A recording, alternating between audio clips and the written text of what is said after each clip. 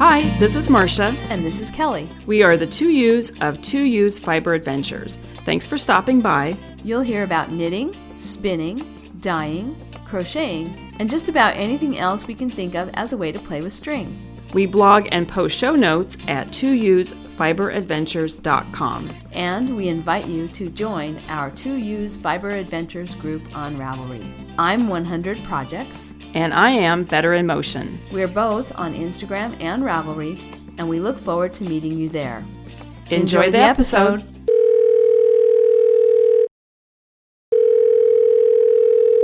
Hi, Kelly. Hi, Marsha.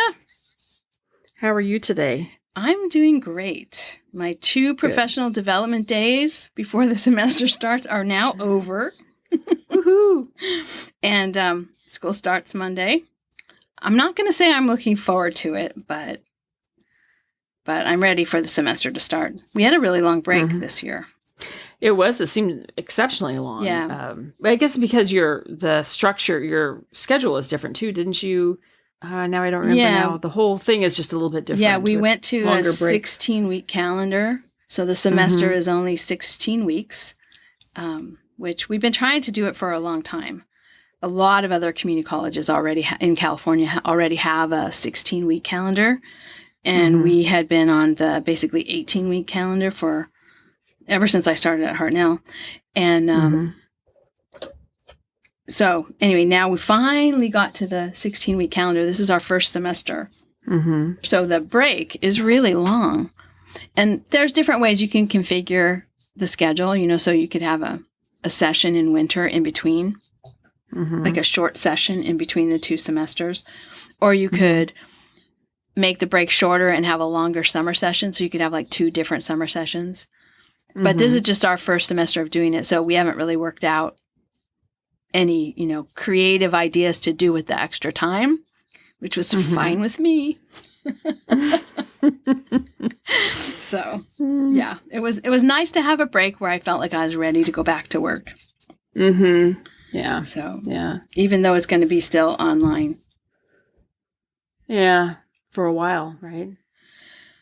I think we've gotten word that we'll be online. More than likely, we should think about scheduling most things online all the way through 2021. So we won't be able to have all 10,000 head count of our students on campus in fall. I don't think. I think that's unrealistic. Although there are some people who think that's going to be the case. But I'm hoping that at least the faculty and staff can go back on campus if they want, Yeah. And then limited numbers of students in certain classes that are like science labs and, the auto and diesel classes and welding and, those things where you kind of have to be, is really difficult to do in the online format. Yeah. So, but I am hoping that I get to go back. I am, I like my trailer office. It's made a bad situation better.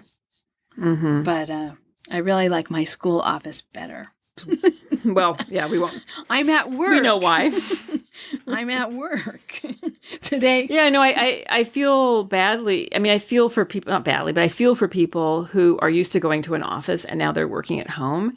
So you're at home working and then you have your evening to relax. But how do you differentiate between, like, do you go to a different room? But or like that is the good thing about the trailer. Yeah. Yeah. Yeah. Actually, I saw somebody on Instagram posted something about now you have a commute. Yes. Or something because you have to. Because the trailer's been moved. We're going to have the garage roof repaired. So it's been moved out of the driveway. And so I have another maybe 20 feet to the trailer. So I don't want to have to provide all of that office space for myself. I'm used to having someone provide it for me, provide me a nice office chair, provide me with 2 monitors, so that I can do things that require more monitor space and just all of that. I'm spoiled, but I don't want to have to provide that for myself. So I'm hoping we can go back. That the faculty can go back if they want to, and work in their offices in in the fall. So we'll see. Mm-hmm. But yeah. But for now, we're online, and I'm doing a traditional, I think I said this before, I won't keep going on about it, but I'm doing a traditional online class where it's not like what people are calling remote learning, where you have your 3 hours, your 9 to 10, Monday, Wednesday, Friday on Zoom. It's not like that. It's here's your work, here's your video tutorials, here's your assignments, here's the things you have to go through this week, here are my office hours. Yeah. Okay. Hold that thought. I dropped my marker. Oh. I'm knitting. I'm weaving in ends. I'm being a good girl. Okay. So, should we get to the business of podcasting? Yes, sure. What are you knitting? You just mentioned that you're knitting. What are you knitting? Oh, well, I'm working on... Well, so do you want to talk about projects or do we want to give our shout-outs first? I told you what order we were going to do, and then I just went off the rails here. All right, so... Believe it or not, we do have notes that we follow. No, we have notes that I don't follow, apparently. But that was such a good segue. Anyway, I did want to give a shout-out to Sophie from Canada because she had a live finished object during our last episode. We had a live finished object when one time when Marsha finished a sock, and so I thought it was funny that she let us know she finished something while listening to us. So I think she needs a shout out. She was making the Mycroft sweater for her mother, and finished it on the show. Nice, yeah. I wanted to give another shout out. We had a message from Irena, and she just wanted to say how much she appreciated the podcast. But I think this is pretty funny. She said, I hang out with you guys on my walks and travels. I especially am comforted by your voices at nighttime when the worries of the world keep me awake. Laughing in the middle of the night to Marsha screaming after the sauna was so funny. And I at first I had to kind of think, like, what happened? Did we post that? Yes, I recorded it. Yeah, I recorded it on my phone, and then I put the audio put the audio in one of the episodes. I don't remember what episode it was. Oh my gosh, I have to go back and listen to that. Maybe I should listen to my own podcast. Yeah, I don't know when it would have been. Well, you were visiting down here, obviously, so maybe maybe a February trip. And it was before. Oh, that's so funny. It was before we had the shower because Robert just used the hose on us.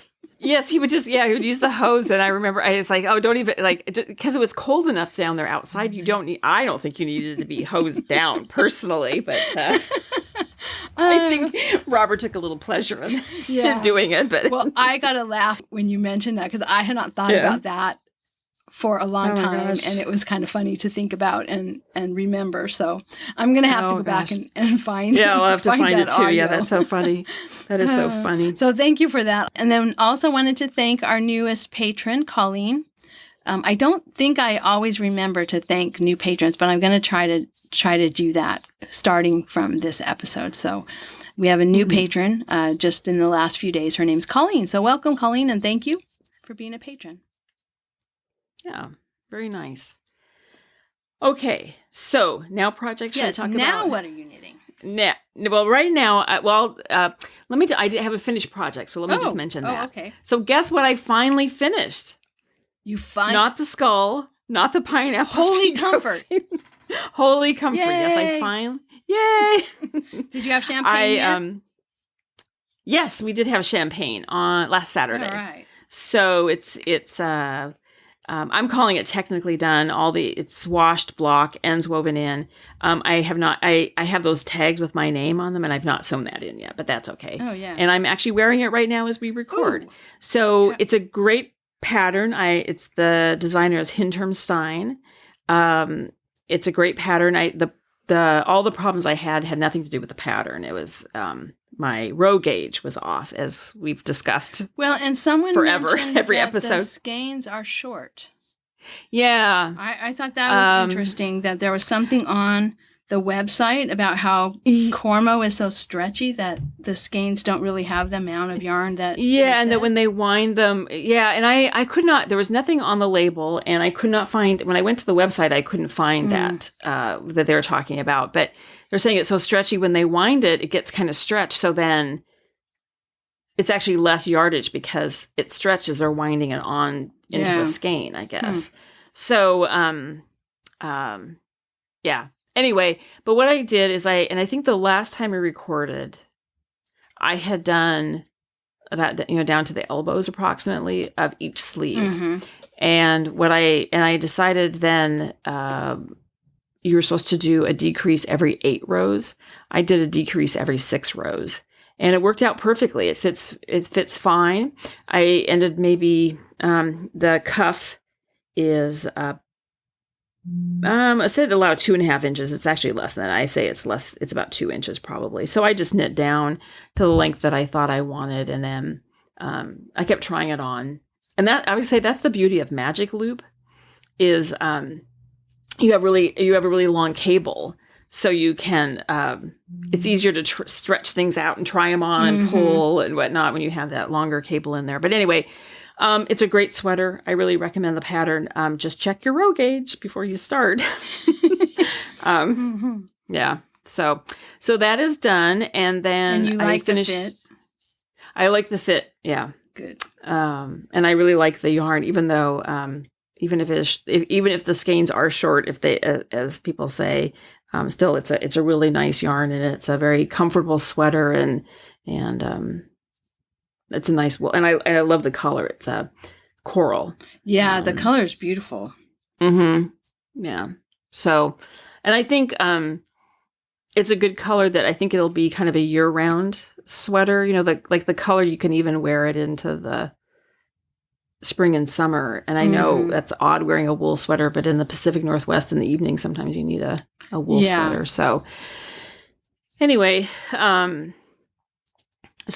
done. And then I finished I'm making the pair of socks for myself using the Drops Fabel Print. And I finished the first sock. And now I did something I've never done before, or I should say I didn't do something that I always do before is as soon as I buy, I do the Kitchener stitch for the toe, I cast on for the next sock, the other pair, or the second pair. Right. Or the second sock. The other half of the second sock, and I did not do that. So I'm going to have to, because that keeps me motivated to just pick it up whenever I have some free time. So, but I'll do the second one. And then I cast on for a t-shirt called Walk Along. Oh, your new cast on. I cast on and I have knit 5 inches probably. Oh, nice. Is it top down, bottom up? Top down. Okay. So I just have to talk a little bit about this because, I have some thoughts. The yarn I'm using, it's a fingering weight from Little Fish Stitches. It's I've talked about this before. I'm repeating myself, but remember there was the 2 colorways at Seabrook, Washington at String Theory Yarn, and you bought the Sunset. Yeah, I made socks out of it. Right, and I bought Mock Rocks, which is kind of a gray and a blue and a navy and kind of a natural color. And Kim is making the same sweater, and she bought the same yarn, but in a different colorway. Hers is more sort of speckles. It's kind of a peach, soft pinky peach color with speckles of, I think it's brown in there. I think. Oh, pretty. But mine is more, when I undid the skein, it's very much like, here's the gray, here's the blue, here's the darker blue, it's very definitive. So I think what am I trying to say? If I had made socks, it would have been stripes. Oh, so it's much longer. It's like it's painted as opposed to splattered with dye. So so what I've done is I have 3 skeins. And I divided each skein in half and broke it into, so each skein became 2 cakes. And then I've labeled them. So there's skein or cake 1A and cake 1B, 2A, 2B, 3A, 3B. Then what I'm doing is, so all of the A's I'm going to pull from the outside, all of the B's I'm going to pull from the inside. Does that make sense? Oh, interesting. Yeah. So this is what I thought of doing. It's because I don't want any pooling and I want it to be sort of blended evenly all over the patterning of the, And then what I'm doing is I made myself a note card where I've labeled all these, let me just say too, in each cake, I've labeled it, what it is. And then that it's, like 1A, pull from the outside, 1B, pull from the inside. Then I made myself a note that I'm going to blend it even more because these are all hand dyed, obviously, these skeins. I'm starting with 1A and 2B. Mm-hmm. Then I will go to 2A and 3B. Oh, okay. So I'm shifting them all. Yes. Does that make sense? Uh-huh. So that's my plan. I just have to explain that. When you get done, I'm going to add a little tip that you might be able to use also if your plan doesn't accomplish what you want it to accomplish throughout the whole sweater. Okay. Do you want to tell me now or should I keep going? Okay. So then, but here's my problem. So the sweater is top down. What you do is there's a contrasting border at the collar and the cuffs. And then I'm doing the t-shirt a little bit differently. The t-shirt actually is supposed to look like a t-shirt under a t-shirt. So the bottom of it you bind off and then you pick up stitches underneath the bound off bottom edge of the sweater and you pick up in the contrasting yarn and knit down about 3 inches. Mm-hmm. Does that make sense? Yes. So it looks like you have a sweater over a sweater. I decided I'm not going to do that. And so I'm just doing the contrasting around the neck, the cuffs, and I think I may put a contrasting edge around the bottom to match the collar and the cuffs. And I'm going to do a long sleeve tee. So you start with the contrasting color, which in this case I'm doing a navy blue because that picks up one of the navy blues in the not one of the navy blues, the navy blue in the t-shirt. My problem is I'm alternating skeins, right? Mm-hmm. So where do you put how do you alternate skeins in the yoke? Because normally what I would do is I would do it under the arm, Yeah. Well, that's going to change. Maybe you don't have to in the yoke because that's going to change as your yoke gets bigger. It's just automatically going to. But right. Yeah. I can't remember it's too late now because it's too late now because I'm doing it. I've been alternating. And I'm going to just say it was awful because I didn't have I was doing magic loop. So you have those 2 loopy ends and you're trying to, and what you're supposed to do is cast on and join it in the round. Forget it. Cannot do it. So I just cast on and I knit. You just knit and stockinette in the contrasting yarn. I think it's for 7 rows. And I think I did it for about 5 rows. And then I joined it because I'm always so worried about twisting it. So that's a tip. That's what I do with socks. Yeah, that's a really good tip. Because in the end, you just stitch it up and you don't even see it. Yeah, that's a really good tip. So normally if I'm alternating skeins, I would do it under the arm, right? I'm doing it at the beginning of the row. The beginning of the row is at the back. Oh. And okay, that's fine. It's not perfect looking. Now, a lot will come out in the wash when it's washed under and your block. hair, too. Right. Right? Oh, I could never cut my hair because... Okay. I cannot imagine you ever cutting your hair so short that it would show that your collar would That's show. true. Anyway, what I thought afterwards is I like having it I like doing the change at the beginning, the alternating skeins at the beginning of the row. And all of a sudden I thought, 5 inches into this, I thought, why didn't I put a faux seam down the back? Mm. Why didn't I just put 3 purl stitches or 1 purl stitch or some detail down the back to hide that alternating, that I'm alternating? Because remember? I thought the same thing about the sides of my striped sweater. Why did I Kelly, not? I've done it before. I ripped it all out so that I could put that in. Yes. And Kelly, we spent months talking about that sweater. Yes, this would have been. We spent absolutely months talking about it, and you ripping it out and redoing it, and I thought, why did I not Right. Well, I don't listen to you apparently. I don't listen to myself because I didn't do it on this sweater. and my God. I had the same issue with, oh my gosh, this is messy, this side where I'm alternating skeins. So, or actually, I'm not alternating skeins. I have stripes, so I'm carrying yarns along. Yeah, we're dumb, Marsha. So then I kind of half thought, should I just rip it out? But then I was thinking, I'm going to send you, you'll have to go look at the picture of the t-shirt. It's just all a stockinette t-shirt. Except what's interesting about the raglans, it's a raglan sleeve t-shirt. The interesting thing about the raglans is that they're 16 stitches. Like, so the raglan shaping is really wide on the front and the back. And it's, as I say, it's 16, the size I'm making it 16 stitches on the front and the back, on both sides. Interesting.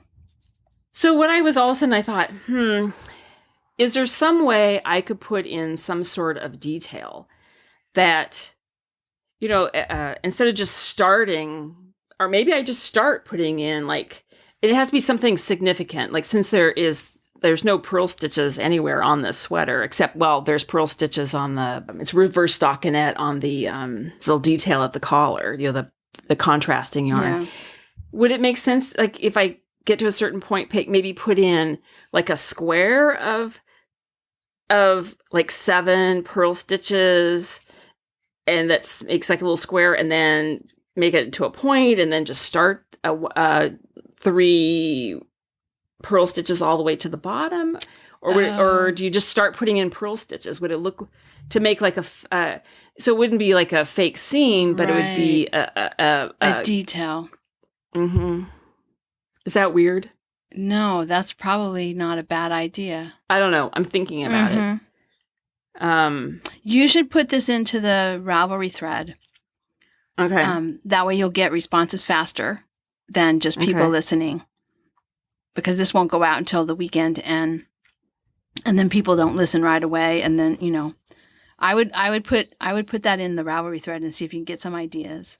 Because I was thinking, like, if it started like so obviously it's not going to start at the collar because I'm down 5 inches, but something sort of like mid upper, like between the shoulder blades, kind of. Would it look like, where would someone place a tattoo on their back? Like, like I once read, it's funny that I once read that I have a friend, and I didn't read this, my, Pear, who is a friend we've been friends for years, and he works for a clothing company. And he said that part of when they design where to place logos, as now it's so common for people to have 2 tattoos, but they were sort of thinking, where do people put tattoos? Like the upper arm, like researching ankle. Where to put the logos. They would. Then that's sort of like where they think about putting a logo. And so, like, I was sort of thinking, like, I don't have any, but if I had one and I wanted on my back, where would I put it? Like, and so thinking on my sweater, where would I put this detail? I don't know. It's something to kind of think about, because I've got this, I think, because where I'm when you alternate in stockinette, it's obvious. I mean, it's not screaming obvious, but it's obvious. Yeah. So, okay. So that's something, I'll put that in the thread, because that's something it's something I'm thinking about. And it would have been nice if I had started at the beginning, but I don't really want to rip it out. And I don't know, maybe it would be okay. So, and then the other thing is my gauge. You're supposed to have, basically it's 24 stitches in 4 inches, or basically 6 stitches to the inch. I'm not getting that. I'm getting 7 stitches to the inch, or 29 in 4 inches. So I've done the math, but I'm making a double XL. But that would make sense, right? If I because with your gauge, you're going to be making it smaller, right? So and so Kim came over. The night we were drinking champagne, we were doing math. Oh, that's a good combination. That's dangerous. I recommend that to my students. Yes. Always have champagne while you're working on your online final exam. So if I would make a large approximately, but if I made the extra large, it's 282 stitches divided by 7 equals 40.2 inches under the arm. Well, if my bust is 40, that's not enough ease. Right. So the double XL is 308 stitches divided by 7 is 44 inches. Yeah, you if you're not getting gauge, you can't go by the size of the sweater. You have to go by how many inches your gauge is going to give you. Mm-hmm. Right. That sounds right. It's not the letters, it's the numbers that are important. So it's just an interesting thing. We, having talked about row gauge, I have to use that many stitches to get my size. And the other thing I'm going to think about too as I'm going along is, and I did not write this down, but you do increases. It's sort of an A line. And I'm going to see if I want to put in because I think you increase it by another 2 inches. Mm-hmm. Which I think might be too big around the hips. So I'm going to, I might just want a 44 all the way down, or maybe go from 44 to 45 or something. I may not put in all those increases. Yeah, that's a good thing about knitting top down. You can just try it on and see how it looks. That's all I have for projects. Cool. Well, that's exciting. A new project. I know. I would like to have a new project.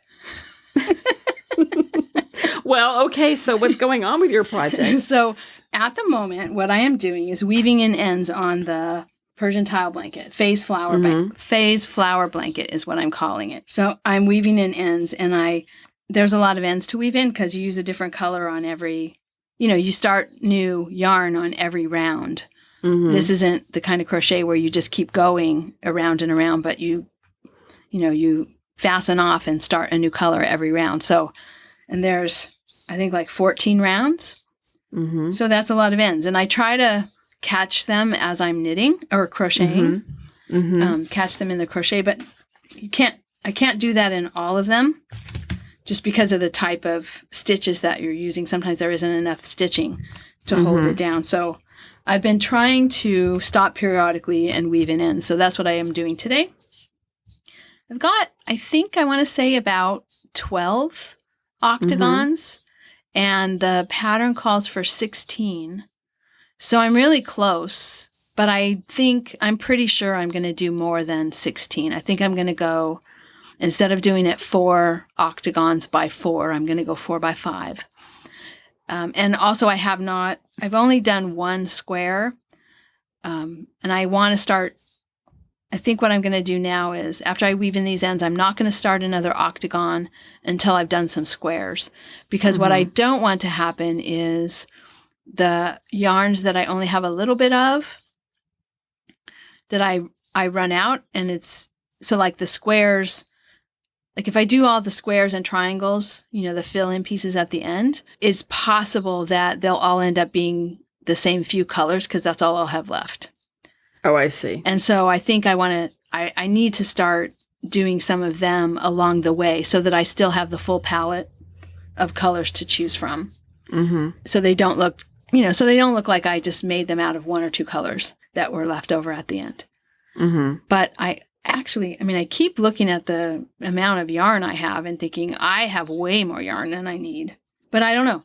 It's, I'm still a long ways, even though I have a lot of the octagons done, I'm still a long way from finished just because of all the squares and the squares and triangles that have to fill in between. But I'm really liking this pattern. It's gotten a lot easier for me to do it without, constantly checking the pattern. Although one night I was doing it without checking the pattern, and I get to this one part and it's just not working. I can't figure out why it's not working, and it's because I made an octagon that only had 7 sides. Oh. Somehow, right at the very beginning, when you do the starting little spokes, I only made 7 spokes instead of 8. Oh. And then from there on, everything was only 7. And like, oh, wait, this is not working. What? Wait, I can't find the space. You're supposed to alternate. At this one point, you have these little fans that you put on. So you put on all these 8 separate fans around the edge. And typically they alternate in colors. So I was like going along, here's a pink one, here's a purple one, here's a pink one, here's a purple one, here's a pink one. Oh, there's the pink one I started with. Wait a minute, why do I have 2 pink ones in a row? Wait. And that was when I realized I only had 7 instead of 8 little spokes. So you do have to look at your pattern periodically, I have learned. So that's been really fun. I did take a picture of it of all my octagons laid out in color and black and white, so I could check like that impression that I want to give of small flowers and big flowers, and was I getting that impression? Mm-hmm. Did I have a nice variety? And it's really interesting to look at the black and white picture, and the different values. The flowers, it's not totally about value, because I have a couple of them where there's really striking contrast in the colors, but there's no contrast in the values at all. So they have the same value in the black and white picture, but they're distinctly different. So you really do see the difference in the color picture. But that was kind of interesting to look at, and I think I'm doing a pretty good job, but it kind of gave me an idea, oh, you need a few more of these type, so it's been a fun project, a really fun project. And then my sweater, my only other project right now is the sweater, the Rachel pullover. I was trying to finish it by the 15th of January for the 2 knitlet chicks. And I put the hem on, the ribbing. I was almost done with the ribbing. And I looked at it and I thought, I don't think I'm going to like this, because it had you go down a needle size or 2 needle sizes. I can't remember. You know how you go down for ribbing, like in a hat. So it had you go down for the ribbing, but it's a split hem. So I don't want my ribbing to suck in. It's not like it's the bottom of a sweater where you want it to suck in tight. I want it to like just flow from the flow into the sweater. And so I thought, well, okay, this is not doing that. It's definitely sucking in. It looked like it was going to be like my sweater's going down nicely, flowing nicely, and then all of a sudden the front part of it sucks in. And then if the back part of it did the same thing, then I had this big gap on the side, like a place for your hip to stick out, which is not flattering. Yeah. So I thought, you know what? I'm going to rip it back. And I was also afraid of it flipping up. And there was a discussion about, in the 2 knitlet chicks thread about sweaters, there was a whole discussion about why ribbing sometimes flips up. And so I went back and read that and followed the slip stitch technique that was in there to keep the ribbing from flipping up, and just ripped out the ribbing, started again with a larger needle size, knitting it loosely. It's still going to suck in a little bit, I think, but not nearly as much as it would with the... Do you think even after blocking it will do that? Well, the thing is that you block it, but I mean, just with the moisture in the air, after you block it, things go back. Wool goes back to the way it wants to be, even after you block it. So, I don't want to have to be constantly washing and blocking the sweater. Yeah. I don't want to have to block it to make it look right. Right. So, and then yesterday, so I finished the hem. Looks really nice. I finished the sleeves. They have ribbing, so they're done. The collar's done. The only thing I have left to do is the back. So I have to do short rows. So I couldn't knit during our professional development days because I have to concentrate on short rows.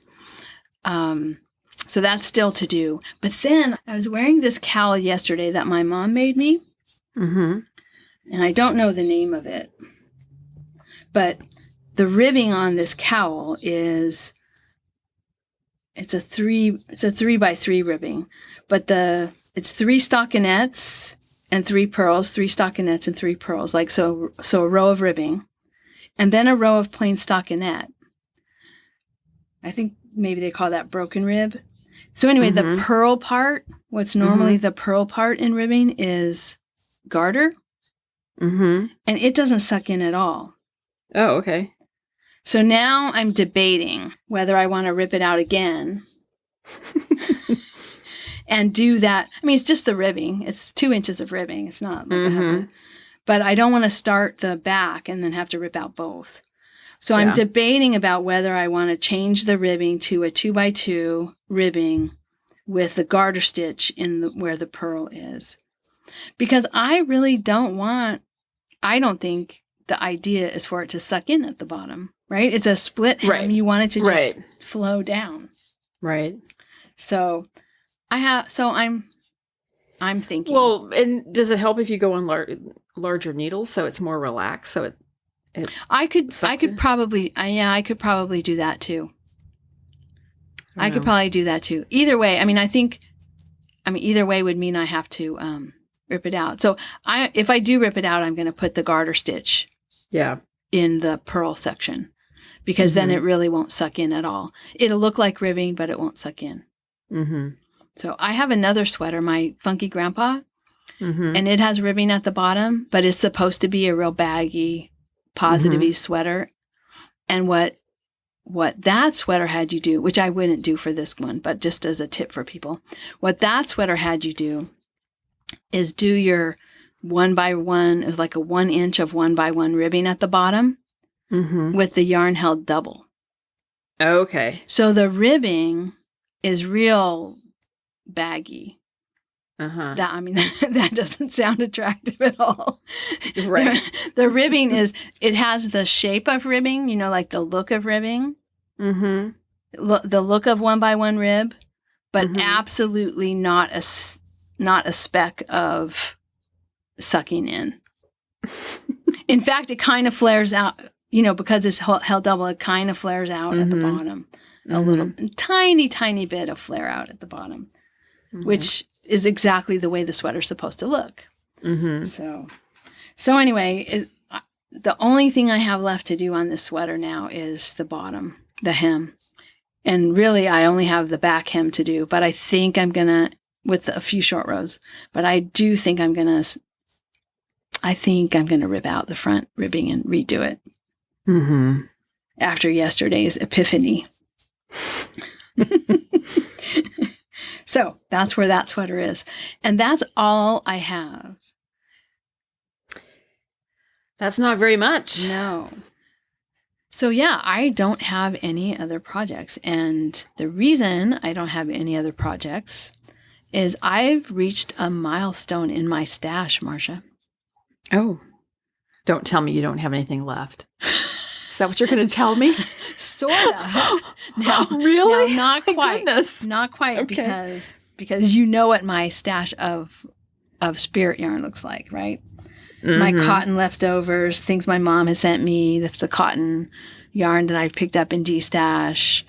But I thought, okay, I'm going to make some hats, right? Because I sent a whole batch of hats to our local shelter from last year's hat.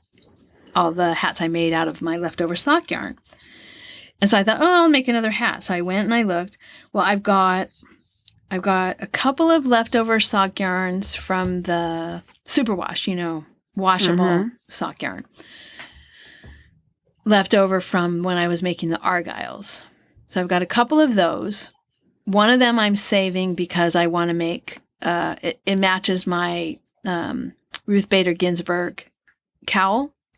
And I want to make a hat that kind of matches. So I'm going to make myself a hat using some of that yarn that I used in the cowl. It's a kind of a blue-gray.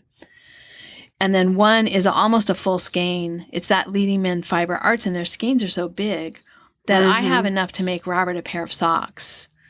Oh. Even after, I use it for argyle where you make little diamonds, and the diamonds don't take up, so I have probably enough to make a full pair of socks for Robert, or maybe socks with heels and toes of a different color. So I didn't want to use that to make a hat, but I didn't have any more sock yarn scraps. And then I thought, well, maybe there's some other sock yarns that I could just use that I don't need to save. So I looked in my sock yarn, and I have hand spun sock yarn, which isn't washable, and I have another sock yarn that I got from somewhere else that isn't washable, but I have nothing. I literally have no skeins of superwash sock yarn. Zero. Normal skeins of sock yarn. So I went online and bought some. Oh, woohoo. And I bought them in colors that I think I could, put together to make hats. And I went to Duran Dye Works, and I went to Invictus, and I bought some worsted weights to make hats, and I bought some sock yarns that I can combine together to make hats. Mm-hmm. So yeah, and then, as far as worsted weight, I have scraps for mother bears, but most of those are really small balls, and a lot of them are sort of itchy, scratchy yarns now. I've used up most of the nicer. So I didn't have any scraps of that, and I don't have any full skeins of worsted weight of, that's not a weight of yarn that I have any more of. So I usually, if I'm buying worsted weight, I buy it for a particular thing. Yeah. And my scraps are all used. So yeah, I'm not going to say I don't have stash, because I do. Right? I have hand spun yarn, and I have yarn that I have, designated for things, but I don't have just that like pantry staples. Yeah. Yeah. Yeah. So yeah, so I had to buy some on that. But yeah, I was kind of like pleasantly surprised to be at that point. So I used a lot of scraps on the hats that I made last year. Exciting. Yeah. There is. It's funny because I sometimes feel like there is no end to the stash, but you've proven me wrong. There is an end to the stash. I mean, you can use up all of what type of yarn, Yeah. Again, this is not to say that I don't have yarn, because I have plenty. Just not the right kind. You know, I didn't have anything that I could use to make hats that need to be washable. So, and I made a lot of hats that weren't washable for my homeless hats that I sent away, but I wanted to do I wanted to participate in the knit along that they're having for Amy, so hats for kids.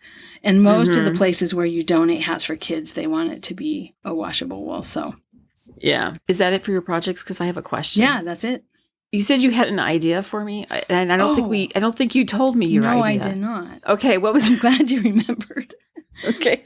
So, when I was making the very first sweater I ever made, that silk sweater, variegated yarn, millions of ways for the project to go wrong. Yes. We talked about this one before.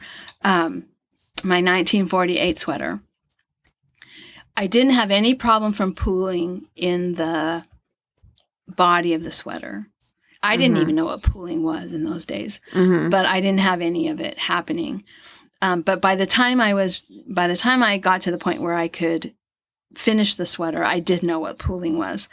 And I was getting, in fact, I had to rip out one of this. Well, actually, I don't even think I ripped it out right away. I just You didn't, because you just started a new sleeve. I did. You had that much yarn. Yes, I did. I do remember, because you still have the sleeve. Oh, I did rip this. I ripped out the bad sleeve eventually, but I still have a big ball of yarn. But you're right. I did not rip out the sleeve when I was making the sweater. I just made a new sleeve.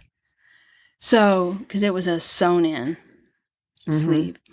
Anyway, when I was doing the sleeves, I knew enough to alternate skeins at that point. So I was alternating skeins, and I was still getting pooling.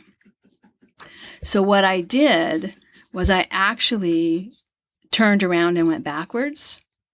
Now it makes a hole. You have to do it. In mine, it was okay because it was a lace pattern, and so it was really easy to like not see the turning around and going backwards. But if you had a seam or something and you were finding out that you were getting bad pooling, you could, instead of going around and around, turn around and go backwards one row. And it just disrupts the pattern enough that the pooling stops. Now, the other thing you can do, and I did this in the Havana tee that I made, that brown, it's brown dance rustic silk. I started getting a pooling thing happening in the in that one, in a place was like, okay, this is not going to be good. And so I just, like, I was going along and I just pulled like a yard of the yarn out and like, just, I didn't cut it.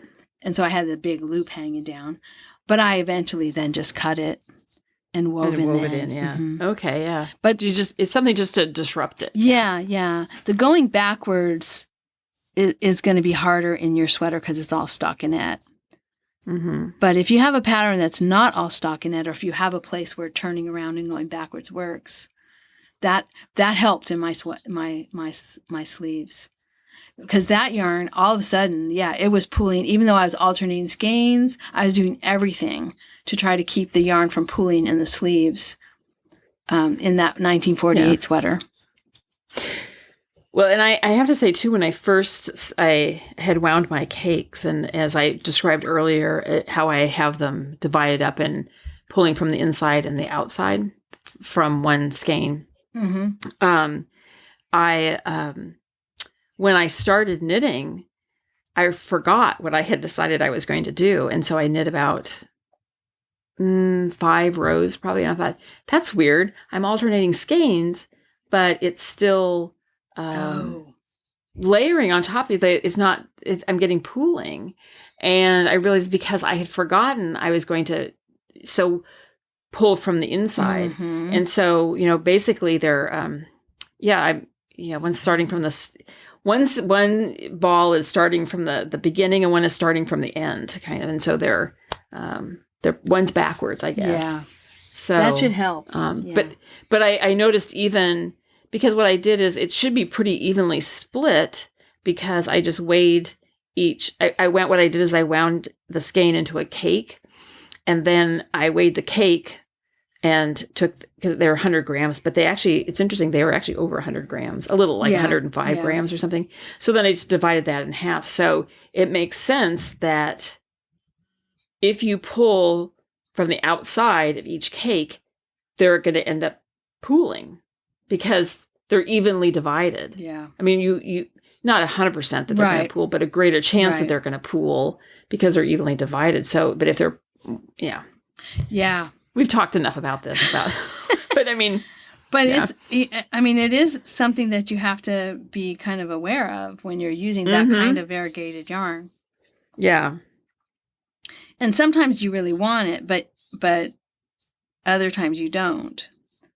And you don't want it to appear in odd places. Yeah, over your left breast, Right. Something like that. Exactly. Where you'd have a tattoo. Yeah, really. Oh my gosh. Oh goodness. All right. Okay. Well, so that's it for projects. Yes. So we have some other things to talk about. Yeah, so there was a question in the Ravelry group, just a couple questions that I want to pose to people, and I want to know what their answers are. There was a question in the Ravelry group that someone asked, what do you wear on your feet when you weave or spin? And I thought that was an interesting question, and I wanted to pose it to our listeners and hear what they had to say about that. Mm-hmm. So let us know. What do you wear on your feet? There's been a suggestion of ballet slippers and some discussion of whether the toe shoes might be helpful or not in your weaving. But I thought that was an interesting thing. And then the other thing, I was cleaning out. I was not weaving, but I was cleaning out my loom bench. And I learned to weave in a college weaving class. And, we used the equipment that we had. And we were talking in the group about whether we stand, do we stand? Do we sit? Do we have a bench? Do we sit in a chair? When I use my table loom, I actually stand, and I was saying it was because, tables are usually not quite at the right height for me. Mm-hmm. But also I think is because that's how I learned.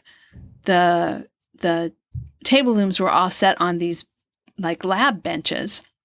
Mm-hmm. And we all just stood at the lab benches. They were in the jewelry classroom. And we just stood at the lab benches and did our weaving. So maybe that's also part of why I just stand. But the other thing is all of the loom benches contained like junk from everywhere. So like if you needed something, a piece of equipment, there would be a place where you would go to look for it. But if you couldn't find that equipment in that place, then you'd go around to everybody and ask them to get up so you could look in their loom bench. Because the floor looms had benches. Mm-hmm. And so, I mean, oh my gosh, they were just like junk. And I suddenly realized my loom bench is full of junk because I sort of learned that bad habit of just stashing junk, like things, weaving things, but like, oh, here's a weaving thing that I don't know what to do with, so I'm going to take it over to the loom bench and stuff it in there, like a junk drawer, right? So my loom bench is like the weaving junk drawer. So I'm curious, what do weavers keep in their loom bench, and what does a good loom bench look like? The inside. And not everybody's loom bench has a hinged top, but a lot of them have a top that's hinged, so you can open it up the top, and then there's like a, like storage underneath the place where you sit. And then there's other ones that have like a open shelf underneath. So there's a board where you sit, but then underneath there's an open shelf, what's contained in there.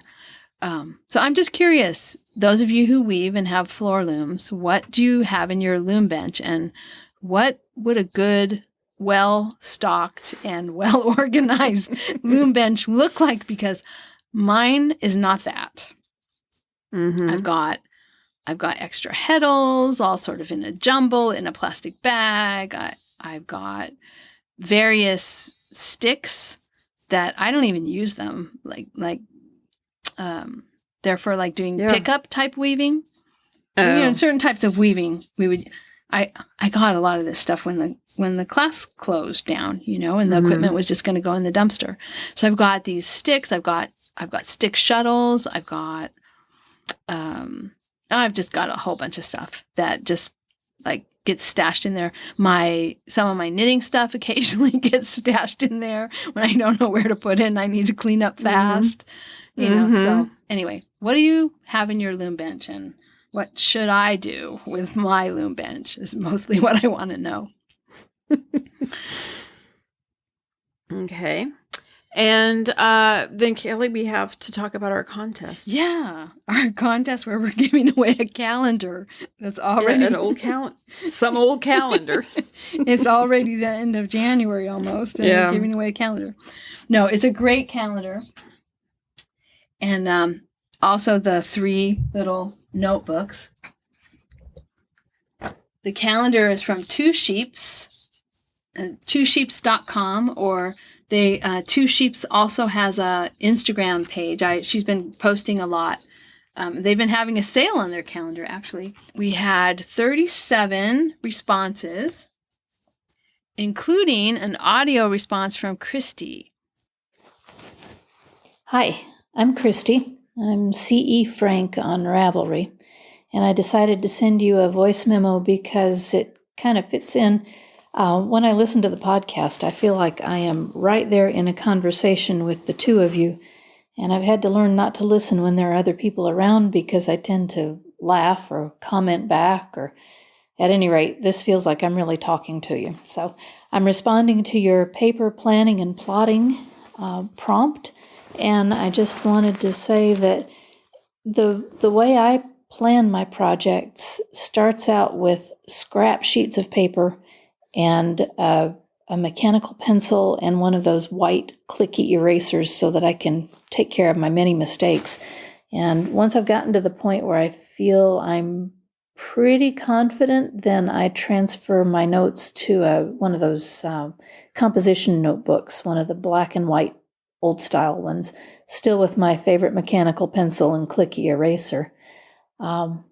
And at that point, then I'm good to start the project. I use Ravelry for tracking what I've already done rather than what I'm planning on doing, and for doing research to make sure I've got all the details right. What I see that I'm maybe going to do in the future is try to integrate my many pieces of paper and little notebooks.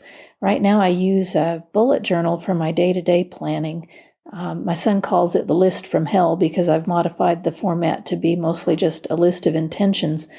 But I think maybe it's time to start putting my project planning in there so that I can keep track of my time frame and how long I intend for things to take before they're finished, and also to make sure that I've allotted myself enough time to actually work on it. I tend to put things like doing laundry and washing the floor on there instead of knitting or spinning.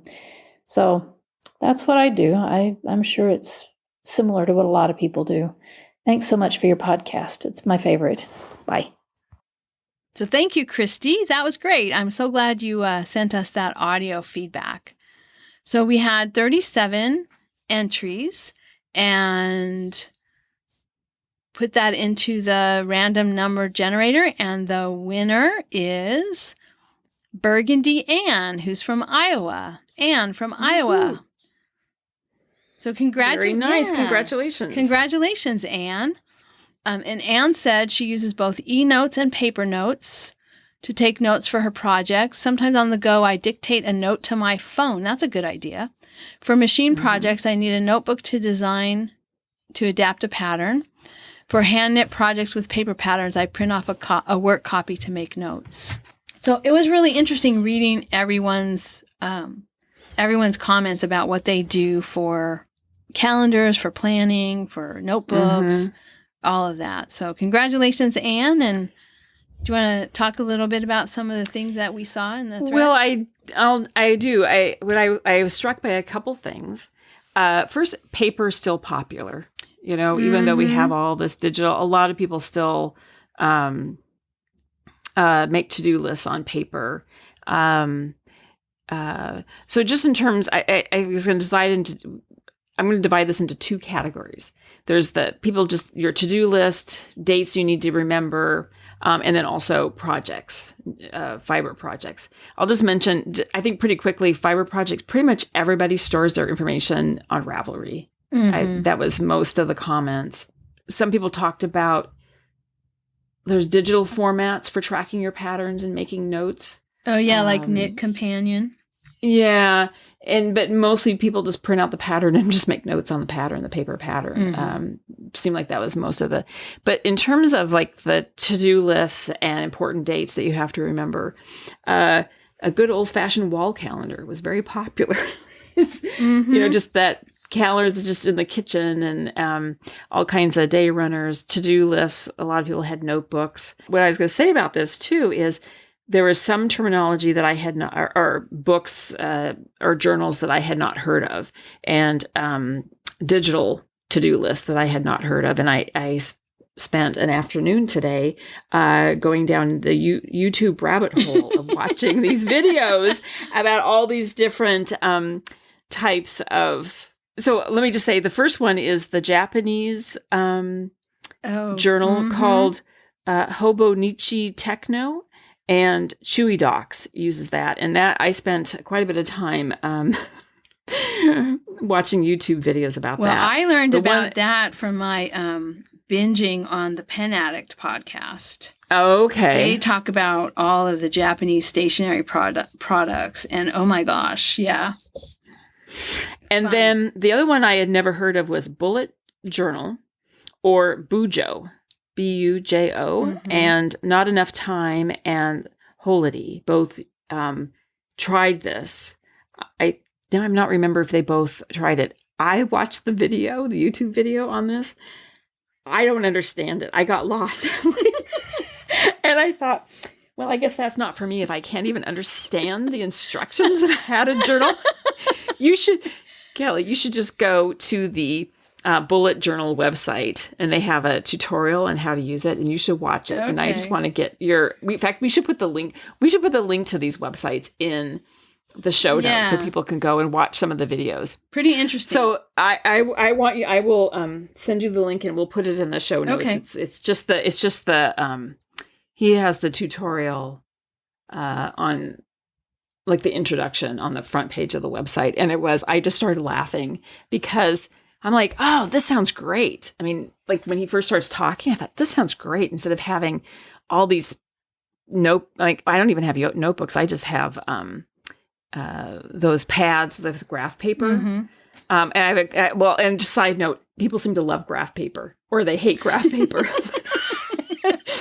I'm sort of I like graph paper because then like when I talk, I doodle in the little squares and, but anyway, I just have all these graph paper pads with all my to-do lists on it. So I thought, oh, this is kind of cool. You know, you'd have it all in one space, but it is, I find it amusing watching the video because I didn't even understand at a certain point. I got so lost on what he was doing. And then you go here and you go back there and then you do this. And it's like, huh? Okay. It's so funny. Anyway, the other thing that someone, Jolene one also talked about Elfin Book. And it's a smart journal. And I'm not 100% sure about this, but it looks like they're plastic coated paper that you can wash off. So you can make your to-do list on it. And then when you're done, you can wash it off and just reuse that paper. So it reduces, I guess, carbon footprint, not using all this paper. Oh. It also has, then you also download an app. And I looked at the YouTube video, not on their website. I just in YouTube, I did a search and someone did a video about it. But it also sounds like then you also can download an app. So then what it does is it scans your page of what your notes are, your to-do list, and you can turn it into a digital file. But unlike I have like an app on my phone just to scan documents that turns it into a PDF, right? This actually, my understanding is it turns it into something that you can then manipulate digitally. Oh, like OCR, like search, be able to search it and stuff. It turns it into a text file. Guess. I'm a little unclear about this. I did think because as we've talked before, I'm not doing anything digitally with my to-do list. But I thought I was sort of intrigued by the idea of just having a journal that's wipe off pages. So you're not just using all that paper. But so it's like a combination of both paper, quote unquote, and digital. Yeah. Hettycraft mentioned an app called Remember the Milk, which is it's like an app for a to-do list, and it will actually send you, I was reading about that one too, and it looks like it will send you a notification that it's, stop and get milk on the way home, or remember to make a grooming appointment for the dog. And that's a good idea. So anyway, like an assistant. To remind you of all the things you have to do. And then Hettycraft also mentioned Trello.com, which I guess it looks like that's also a it's kind of a project management. Not like engineering project management, but like how to manage a project that you have going on. We used that with our internship students one semester. I mean, just to introduce them to different ways of kind of keeping track of the stuff they had to get done. But but what really struck me is that even though with all of these digital things, people still seem to just love pen and paper or pencil and paper. There's something gratifying. I find gratifying about writing with a pen and on paper. I still for my to-do list, the Stenopad. The last batch of Stenopads I bought, though, did not have the really heavy cardboard in the back. So I had to cut the cardboard off of the back of one and insert it in. But I like a Stenopad with the 2 columns. And But and then, you know what else I was struck by? We're all desperately trying to get organized. We're trying to get stuff done. New notebook in a timely manner. New notebook, same woman. Did you notice anything that struck you, or what people were saying about what they did or good ideas to take away to do? Well, I just liked the people talking about the different pens and paper and sort of cheering me on and my newfound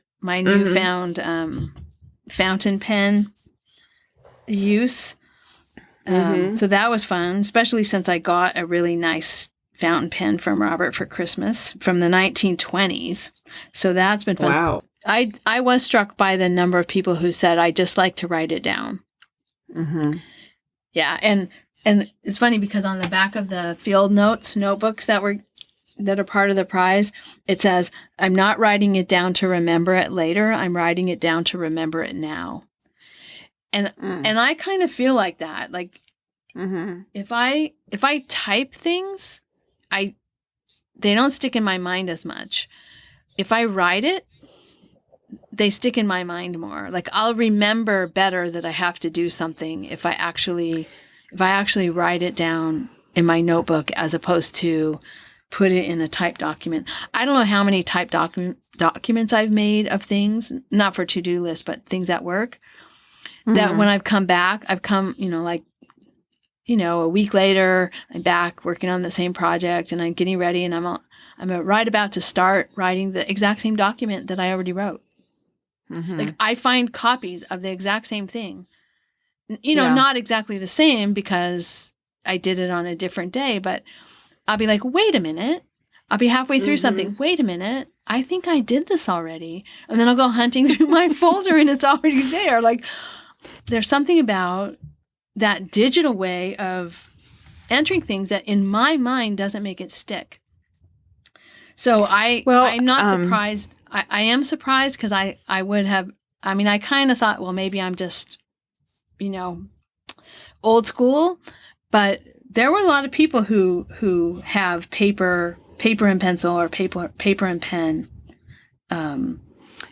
organization. Yeah, well, I was going to I remember when Ben was in elementary school and he had his vocabulary lists, and they were supposed to practice writing them like 2 or 3 times each word, and it was like pulling teeth to get him to do it. But the reason they wanted them to write it out is you remember how to spell the word if you have to write it out, and typing it was not the same. So I do wonder if some of it has to do with like our age. If you're a digital native, does typing it work the same parts of your brain as writing it does for us? That I don't know. That's an area that I'd like to explore a little bit more, just so I can tell my students.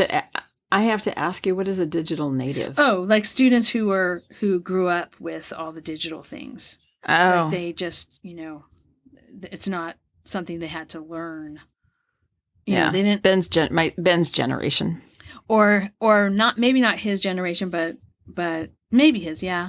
Or a little bit later than his. But yeah. So I don't know. But anyway, a lot of people like pencils, pens, and paper. Honestly, it's just notebooks are fun. How many notebooks have you had in your life, They're just fun. So So it was really interesting to hear everybody's ideas. Yeah. I learned a lot and I was inspired. And graph paper. That is an interesting thing, that everybody loves graph paper. Not everybody. Some people didn't like it, but in general. As we're talking, I have graph paper here and I'm making little dots trying to figure out if on the back of my sweater, do I put a little square or do I put a little triangle? But I'm thinking like a little triangle looks sort of like it's an arrow pointing to my head. Maybe I don't want that. I don't know. Anyway, take some pictures of this and post it in the thread. I think that's an excellent idea and get people's opinion. Yeah. So, well, do we have anything else? I think that's it. Yep, that's it. If you're working on your weaving projects, we have a winter weave along. It's going until March 31st. And Anne, congratulations. Get in touch with me with your address and I'll send out your prize for our giveaway. Yes. All right. Okay. With that, I guess we'll say goodbye. All right. We'll talk in 2 weeks. Bye-bye. Bye-bye. Thank you so much for listening. To subscribe to the podcast, visit 2usfiberadventures.com. Join us on our adventures on Ravelry and Instagram. I am Better in Motion and Kelly is 100 Projects. Until next time, we're the 2Us doing our part for World Fleece.